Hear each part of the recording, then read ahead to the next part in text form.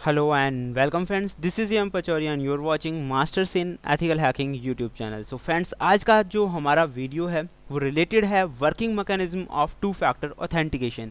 Friends, इससे पहले मैं आप लोगों को बताना चाहूँगा कि हम सब लोग हैकर तो बनना चाहते हैं, लेकिन कोई भी हमारी जो हैकिंग बनने की जो इच्छाएं हैं वो इस तरह की हैं कि कोई भी एक वीडियो हम देखें और एक बहुत परफेक्ट और एक्सपर्ट हैकर बन जाएं. तो फ्रेंड्स, मैं आप लोगों को बताना चाहूँगा कि सिर्फ एक वीडियो देखकर आप एक बहुत बेहतरीन हैकर नहीं बन सकते हैं. अगर किसी भी वीडियो में किसी भी चीज़ को हैक करके आपको दिखाया गया है और आप उसे डायरेक्टली ट्राई करते हैं तो ये बहुत बड़ी मूर्खता है, पागलपंती है. और मैं चाहूँगा कि आप इस तरह की ट्रिक्स का अप्लाई ना करें, क्योंकि जब तक आप उसकी वर्किंग मैकेनिज्म को नहीं समझेंगे, उसकी जो बारीकियां हैं उन्हें नहीं समझेंगे और डायरेक्टली अगर आप उस चीज़ को ट्राई कर रहे हैं तो आप अपने आप को एक बहुत बड़े खतरे में डाल सकते हैं.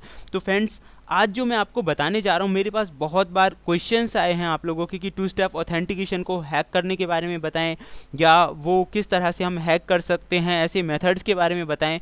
तो डेफिनेटली मुझे आपको बताना भी था और लास्ट टाइम मैंने आप लोगों को कहा था कि इसके ऊपर मैं वीडियोस आप लोगों के लिए रिलीज़ करूंगा. तो फ्रेंड्स, मुझे बहुत ज़रूरी लगा कि पहले क्यों ना मैं आपको उसकी वर्किंग मैकेनिज्म के बारे में बताऊं कि आखिर ये जो टू स्टेप वेरिफिकेशन है या ऑथेंटिकेशन है ये काम किस तरह से करता है.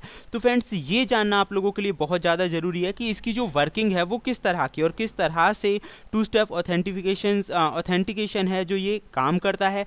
क्योंकि अगर हम उसकी वर्किंग को अच्छी तरह से समझ लेंगे तो आप लोगों ने बहुत बार एक बात ज़रूर सुनी होगी, लाइक कि क्वेश्चन में ही आंसर छुपा हुआ होता है. तो अगर आप इस चीज़ को समझ जाएंगे तो आप लोगों के लिए वो वर्क करना थोड़ा आसान होगा.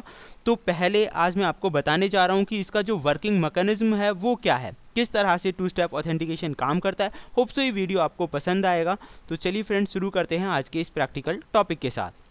तो सबसे पहले हम समझते हैं कि टू फैक्टर ऑथेंटिकेशन है क्या. जैसा कि आप सभी जानते हैं, टू फैक्टर ऑथेंटिकेशन में क्या होता है कि सिक्योरिटी की एक एक्स्ट्रा लेयर आपका जो अकाउंट है उसके साथ जुड़ जाती है और वो वेरीफाई हो पाता है, चाहे तो आपके फ़ोन पे एक कोड आए या फिर ईमेल एड्रेस पे कोई भी कोड आए, और जब आप उस कोड को इम्प्लीमेंट कर देते हैं तभी आपका जो अकाउंट है वो ओपन होता है. तो वेरिफिकेशन कोड जो होता है ये जनरेट किया जाता है एप्लीकेशंस या कई एप्लीकेशंस के ज़रिए जो आपके स्मार्टफोन पे होती हैं, या फिर वेब के ज़रिए भी किया जाता है, जिसकी मदद से आपकी जो डिवाइस है उसके ऊपर कोड आता है. तो फ्रेंड्स, ये मैं पहले भी आपको बता चुका था. अब हम इसके मेथड्स के बारे में जानते हैं कि कौन से मेथड्स यूज़ होते हैं टू फैक्टर ऑथेंटिकेशंस के लिए. यहाँ पे फ्रेंड्स दो तरह के मेथड्स यूज़ होते हैं. एक होता है टेक्स्ट मैसेज, जैसा कि आपने देखा होगा आपके मोबाइल पे कोई भी टेक्स्ट मैसेज आ गया है वो आपने ऑथेंटिकेट कर दिया. दूसरा होता है थर्ड पार्टी सॉफ्टवेयर की मदद से, यानी कि आप कोई भी ऐप या सॉफ्टवेयर का इस्तेमाल करें जिसकी मदद से जो आपका जो भी लॉगिन आईडी है वो लॉगिन हो, उस पर वो जो कोड आए जनरेट हो. जैसे कि आप यहाँ देख सकते हैं ऑथी है या फिर गूगल ऑथेंटिकेटर है. तो ये दो मेथड्स हैं जिनकी मदद से आप टू स्टेप वेरिफिकेशंस कर सकते हैं, टू फैक्टर ऑथेंटिकेशंस कर सकते हैं. अगर हम बात करें थोड़ा और आगे चलने की, तो टू फैक्टर ऑथेंटिकेशन में फ्रेंड्स 4 स्टेप इन्वॉल्व होते हैं, यानी कि जो कोड आपके पास आता है और जब आप कोड को बाईपास करते हैं तो इसमें 4 स्टेप्स आते हैं. नंबर 1 आता है एप्लीकेशन ऑथेंटिकेशन. एप्लीकेशन ऑथेंटिकेशन का मतलब है कि किस तरह की ऐप में आप उस चीज़ का इस्तेमाल कर रहे हैं. जैसे कि बहुत सारे जो ब्राउज़र हैं वो ऑलरेडी वल्नरेबल होते हैं और एप्लीकेशन में और भी कई चीज़ें आती हैं, तो एप्लीकेशन ऑथेंटिकेशन करना होता है. उसके बाद स्टैंडर्ड लॉगिन, ये आपके लॉगिन को चेक करता है कि वो किस तरह से आपने लॉगिन किया है. 4-5 बार आप फॉरगेट कर गए हैं तो वहाँ पे एरर आ जाती है कि आप गलत करने की कोशिश कर रहे हैं या फिर कुछ टाइम बाद ट्राई कीजिए. तो स्टैंडर्ड लॉगिन होता है. अगर आपने स्टैंडर्ड 1-2 बार में आसानी से लॉगिन कर दिया है तो वो स्टैंडर्ड लॉगिन में काउंट होता है. तो फ्रेंड्स, ये वो स्टेप हैं जो टू फैक्टर ऑथेंटिकेशन के अंदर इन्वॉल्व होते हैं.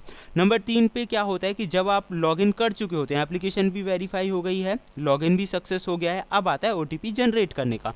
तो जो ऐप हैं जो इंटरनल प्रोग्रामिंग्स है वो ओटीपी को जनरेट करता है और उसके बाद जो ओटीपी है वो आपकी डिवाइस पर डिलीवर कर दिया जाता है. तो फ्रेंड्स, ये स्टेप्स हैं जिनकी मदद से ये काम होता है. अब हम जानेंगे कि ये वास्तव में ऑथेंटिकेशन टोकन्स या जो ओटीपी है वो किस तरह से जनरेट होता है, किस तरह से बनता है. यहाँ पे हम बात कर रहे हैं ऑथेंटिकेशन टोकन्स की. तो ऑथेंटिकेशन टोकन का मेरा मतलब है फ्रेंड्स कि जो पासवर्ड है या जो ओटीपी है वो किस तरह से जनरेट हुआ, किस तरह से इसने पासवर्ड को स्टोर किया, तो वो जो टोकन्स हैं वो किस तरह से बने हैं. तो यहाँ पे हम बात करेंगे, यहाँ पे 3 तरह के होते हैं फ्रेंड्स ये ऑथेंटिकेशन टोकन्स का, जिन्हें हमने नाम दिया है. OATH OTP types there are most widely use. Number 1 है इवेंट बेस्ड टोकन्स, नंबर 2 होता है टाइम बेस्ड टोकन्स और नंबर 3 होता है चैलेंज बेस्ड टोकन्स। तो अब हम समझते हैं कि इवेंट बेस्ड, टाइम बेस्ड और चैलेंज बेस्ड टोकन्स होते क्या हैं। फ्रेंड्स, इवेंट बेस्ड टोकन्स यानी कि इवेंट क्या होता है, कोई भी एक्टिविटी आप समझ सकते हैं यहाँ पे। OTP यानी कि वन टाइम पासवर्ड जो आपकी मोबाइल पे आता है या फिर आपकी जो ID वगैरह आपने दे रखी है उसके ऊपर आता है। फ्रेंड्स, इवेंट बेस्ड जो टोकन होता है दो चीज़ों के कॉम्बिनेशन से बनता है। पहला होता है आपका स्टैटिक रैंडम की वैल्यू, तो जो कि स्टैटिक वैल्यू है एक वो, और दूसरा होता है डायनेमिक वैल्यू। तो फ्रेंड्स, जैसे कि काउंटर्स हो गए, जो कि डायनेमिक वैल्यू है वो ऑटोमेटिकली चेंज होती रहती है टाइम टू टाइम। अभी कुछ है, थोड़ी देर बाद कुछ और होगी, फिर कुछ और होगी। और स्टैटिक वैल्यू है जो ज़्यादातर केसेस में वो स्टैटिक ही रहती है। तो इवेंट बेस्ड टोकन जो होता है वो काफ़ी लंबे टाइम तक के लिए, उसका कोई लिमिट्स नहीं होता, अनलिमिटेड अमाउंट ऑफ टाइम तक के लिए वो वैलिड होता है। लेकिन यहाँ पे अभी आपकी समझने में थोड़ी दिक्कत हो सकती है कि यार ये स्टैटिक क्या हो गया, डायनेमिक वैल्यूज़ क्या हो गई। तो मैं आपको बता देता हूँ, सभी डिवाइसेस के अंदर जब भी आप अपना पासवर्ड क्रिएट करते हैं और OTP उससे बनना होता है तो यहाँ पे HMAC का इस्तेमाल होता है। HMAC होता है हैश मैसेज ऑथेंटिकेशन कोड। तो हैश मैसेज ऑथेंटिकेशन कोड क्या होता है कि जो भी आपने मतलब OTP आपको मिल रहा है या जो पासवर्ड्स आपने किया है उसे हैश वैल्यूज़ के रूप में कन्वर्ट कर देना। तो हैश मैसेजिंग ऑथेंटिकेशन कोड के नाम से हम इसे जानते हैं। सेकेंड फ्रेंड्स, इसे हम बोलते हैं पूरा इवेंट बेस्ड। दूसरा होता है टाइम बेस्ड टोकन।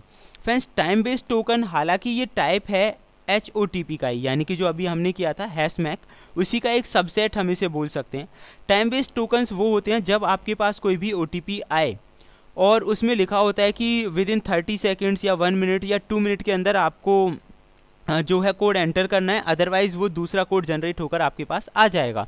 तो टाइम बेस्ड जो टोकन्स होते हैं इनमें ना टाइम लिमिट्स होती हैं। एक तो इसमें स्टैटिक रैंडम की वैल्यू होती है और डायनेमिक रैंडम की वैल्यूज़ होती हैं, यानी कि दोनों चीज़ें ही हैं। उन सब के साथ साथ टाइम भी इसके अंदर इंक्लूडेड होता है, लाइक 30 सेकेंड्स, 60 सेकेंड्स, 120 सेकेंड्स। तो इसीलिए इन्हें बोला जाता है टाइम बेस्ड टोकन्स, यानी कि स्टैटिक और रैंडम कीज़ और हैश वैल्यूज़ जो भी कुछ है उन सब के साथ साथ इसमें टाइम लिमिट भी है। उतने टाइम के बाद ये चीज़ें डिस्ट्रॉय हो जाती हैं और दोबारा से आपके पास पासवर्ड आता है। तीसरा फ्रेंड्स, हम बात करेंगे चैलेंज बेस्ड टोकन्स का। चैलेंज बेस्ड टोकन, जैसा कि नाम से ही आपको पता चल रहा है, इसमें क्या होता है कि जो सिस्टम है वो ऑटोमेटिकली कोई क्वेश्चन जनरेट करेगा। अगर आप उस क्वेश्चन का सही आंसर देते हैं तो ही आप एंटर कर पाएंगे, अदरवाइज नहीं। यहाँ मैं एक एग्जांपल देना चाहूँगा। बहुत फेमस मूवी थी शिवाजी द बॉस, एंड उसमें जो रजनीकांत होता है वो एक मैसेज कोड डाल के रखता है, लाइक अपनी लैंग्वेज में कोई भी जो कोड है वो जनरेट करके रखता है। अगर कोई उसे लॉगिन भी कर ले तो जब तक वो कोड जो उसने हिंट दिया था अपनी लैंग्वेज में, जब तक वो एग्जैक्टली नहीं डालेगा वो प्रोसेस आगे नहीं बढ़ेगी। तो इस तरह की जो टोकन्स होते हैं उन्हें हम चैलेंज बेस्ड टोकन्स बोलते हैं। तो फ्रेंड्स, ये था हमारा 2 फैक्टर ऑथेंटिकेशन का मैकेनिज्म की वास्तव में ये जो टेक्निक है किस तरह से काम करती है, और आपको इसी को समझना है। और ब्रीफली मैंने आपको यहाँ एक तरह से नोट्स के रूप में इन चीज़ों को प्रेजेंट किया है। आप थोड़ा और ब्रीफली इसे समझने की कोशिश करें ताकि आप इसकी वर्किंग प्रोसेस को समझ सकें। आगे मैं आपको बताने वाला हूं कि हैकर्स कौन से मेथड्स का इस्तेमाल करते हैं इस तरह के 2 स्टेप ऑथेंटिकेशन को हटाने के लिए। जैसे कि आप सभी जानते हैं, हमारी हमेशा कोशिश ये रहती है कि मैं आपको मैक्सिमम इन्फॉर्मेशन प्रोवाइड करूं ताकि आप उन चीज़ों को अच्छी तरह समझ सकें। और इसी का नेक्स्ट पार्ट मैं आपको बताऊंगा कि मेथड्स, कौन कौन से मेथड किस तरह से काम करते हैं। 2 स्टेप वेरिफिकेशंस को हैक करने के लिए जो मेथड्स हैं वो कौन कौन से हैं, किस तरह से वो काम करते हैं। फिलहाल मैं आपको समझा रहा हूँ थियोरेटिकली, और बहुत जल्दी ही मैं इसका प्रैक्टिकल लेकर आने वाला हूँ। तो फ्रेंड्स, तब तक के लिए देखते रहिए YouTube channel masters in ethical hacking. और आज का जो क्वेश्चन है वो ये है फ्रेंड्स, यहाँ कुछ शब्द आए थे, मैं दोबारा से उन्हें रिपीट कर देता हूँ। कुछ मीनिंग्स इसके अंदर आए हैं, आपको बताना है उन चीज़ों का मतलब क्या होता है, क्योंकि तभी मुझे पता चलेगा कि आपने उन चीज़ों को समझा है या नहीं समझा है। यहाँ पे एक क्वेश्चन आया है HMAC, hash message authentication code. तो आपको मैंने ज़्यादा ब्रीफली से एक्सप्लेन नहीं किया क्योंकि मुझे आज का क्वेश्चन पूछना था, तो आपको एक्सप्लेन करना है इसी चीज़ को। हैश मैक यानी कि हैश मैसेज ऑथेंटिकेशन कोड क्या होता है, किस तरह से जनरेट होता है और किस तरह से काम करता है, वास्तव में HMAC है क्या। तो ये आज का क्वेश्चन है। और तब तक के लिए फ्रेंड्स देखते रहिए YouTube channel masters in ethical hacking. Thank you, good bye.